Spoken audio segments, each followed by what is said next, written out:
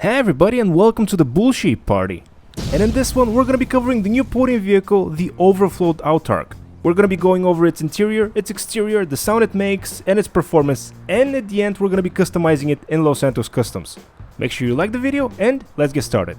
First thing we're gonna be doing is looking at the exterior of the car, and what an exterior it is. And for those of you unfamiliar with the real world inspiration for the Autarch, it's the Scuderia Camerglic SCG-003. If they wanted people to be able to pronounce the name, they should have chosen a simpler name.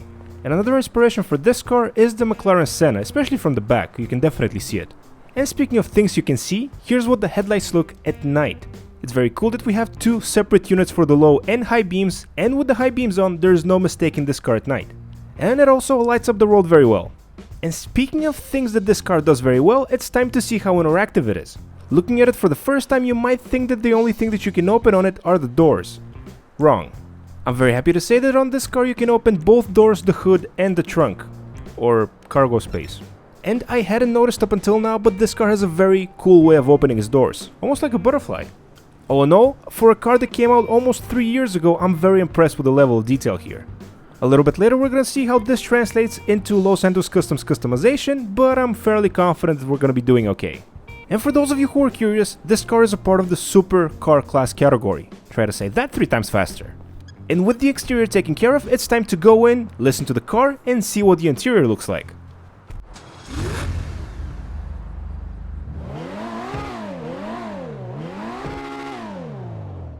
Definitely a great sounding car, which compensates for the cheap looking interior. Frankly, the only interior piece that I liked was the centered windscreen wiper. Ah yes, and it's time for the scientific test to see. Okay, it's a rear-wheel drive car, no surprises here. But as any self-respecting scientist will tell you, you always need to test things. And speaking of testing things, he said, making an illegal U-turn going to Los Santos Customs, over 80% of the people watching this video right now are not subscribed to the channel.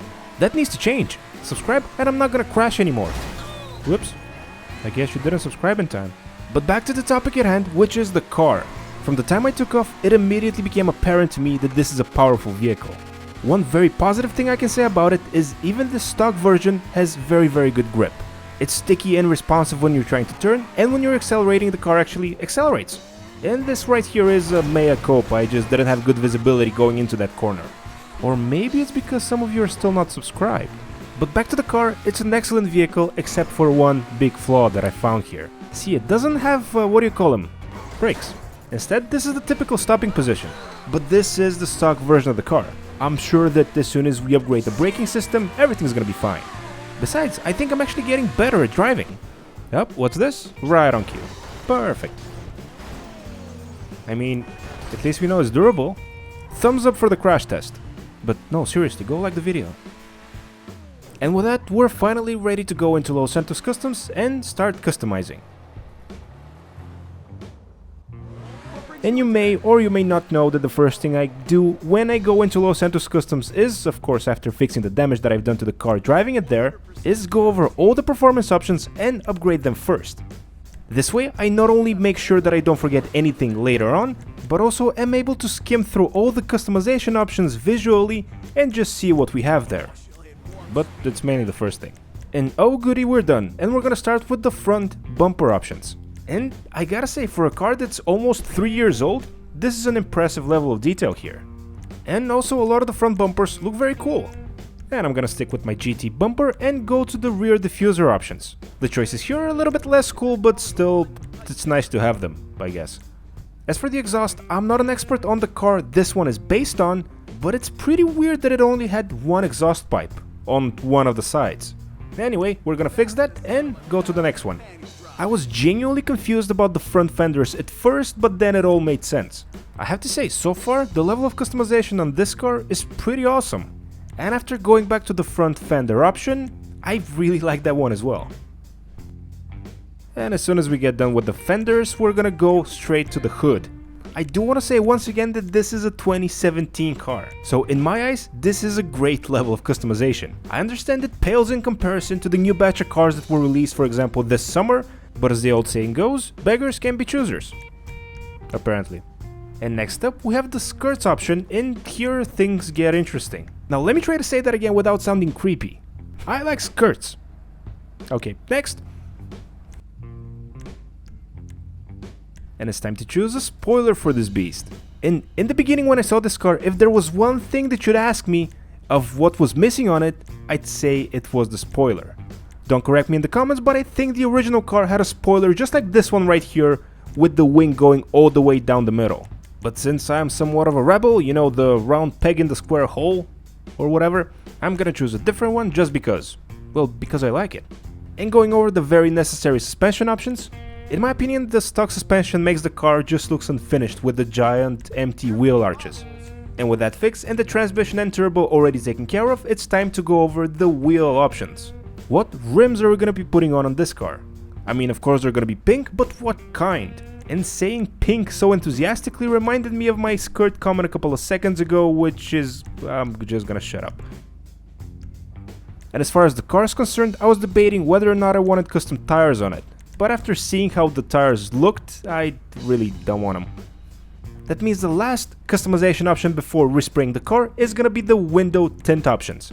And I've made my stance clear on the light smoke tint of any car, it looks great, yada yada yada, I'm not gonna explain myself, but this car is a little bit different. I really like the clear look of the greenhouse, so I'm gonna keep him as is. And with that done, it's time to go ahead and look at the poll that you guys voted on about this vehicle's color. Whoops, wrong poll. Hey, we got 69 likes, cause that's funny, right? But more importantly, over half of you voted for Midnight Purple to be this week's podium vehicle color. Thank you so much to everybody who voted for the colors, and another poll is gonna be coming up next week. And the only options there are gonna be the color red. No, I'm kidding. Or am I? And this is what the car actually looks like with Midnight Purple. I gotta say, not bad. And with the primary color selected, now it's time to go to the secondary one and select something that matches. Or if history is any indicator, I'm gonna choose something horrible and it's gonna destroy the car. But no, I actually chose something that I think a lot of you are gonna agree looks very good. And the final touch, the final detail that we're gonna be putting on this car is of course painting the rims. Now where's that Fister pink that I was talking about? Sadly I couldn't find it, but I found this royal blue that looks sick on the car. And with the royal blue almost selected, this was the final touch that we needed to do in Los Santos Customs. All we need to do now is go outside and test this newly upgraded, newly spec'd out version of the vehicle. I don't know about you guys, but I'm very proud of myself for doing this. Looks good. Let me know in the comment section of how you think this turned out, 1 being horrible, 10 being, well, awesome. And the creepiness continues. I have to say the first thing that I noticed as soon as I stepped behind the wheel of this one is how much faster it felt. The performance is really there now, the traction is still great, the acceleration is amazing, and of course the braking is better. And if you're wondering what the car sounds like now, here's a taste.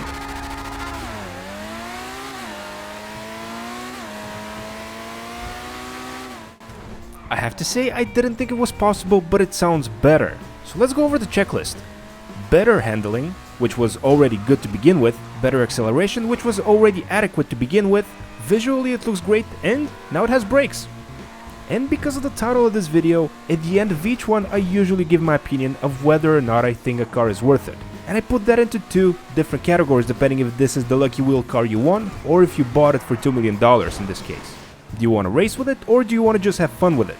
These are all things that I consider when giving my opinion. That said, regardless of the way you got this car, in my opinion it's totally worth it if you want to drive it around the city and have fun with it. It's very capable, very fun, and very entertaining, and not to mention it's very cool looking.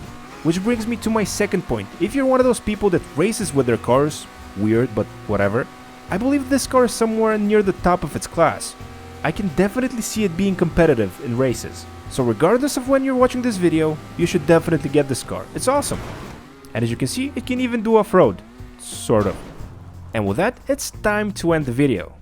Thank you so much to everybody who watched this far. Hopefully you liked the video, and if you did, please don't forget to leave a like. It really does help out the channel a lot.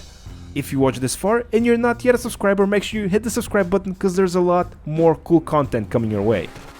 And with all that, I'll catch you guys in the next one.